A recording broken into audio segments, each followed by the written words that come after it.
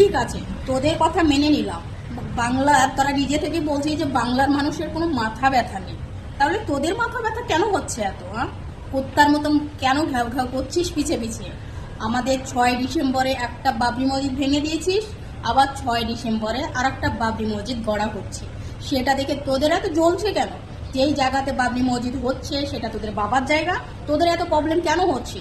তোরা 100টা বানা, 1000টা বানা, তোদের রাম মন্দির তোরা বানা না, তাতে আমাদের কোনো প্রবলেম নেই। কিন্তু আমাদের কাজ আমাদেরকে করতে দে। হুমায়ুন আঙ্কেল যেটা করছে সেটা একদম ভালো কাজ করছে। আমাদের কাজ আমাদেরকে করতে দে, কুত্তার মতো পিছিয়ে ঘ্যাও ঘ্যাও করিস না। পুরো বাংলার মাটি হিন্দুদের মাটি, তোর বাবা যে কিনে দিয়েছিল, হাসি পাচ্ছে তোর কথা শুনে। আমার বাবারা খাইয়ে না খেয়ে মাটি কিনেছে, আর তোদের মাটি পুরো বাংলার মাটি না। আসিস, যেদিন বাবরি মসজিদ বানানো হবে সেদিন তোরা গিয়ে ভাঙবি আর সেখানে শৌচালন করবি, হাত লাগিয়ে দেখাস। আর শৌচালন করবি বললি না, মুসলমানের যত মেয়ে আছে তোদের মুখে আগুন দিতে যাবে সেখানে। যাস, গোটা ভারতবর্ষের মাটি নাকি রামের মাটি, রামের মাটি না, তোর বাপের মাটি। হাসি পাচ্ছে তোর কথা শুনে রে, ছি, তোরা হট এখান থেকে।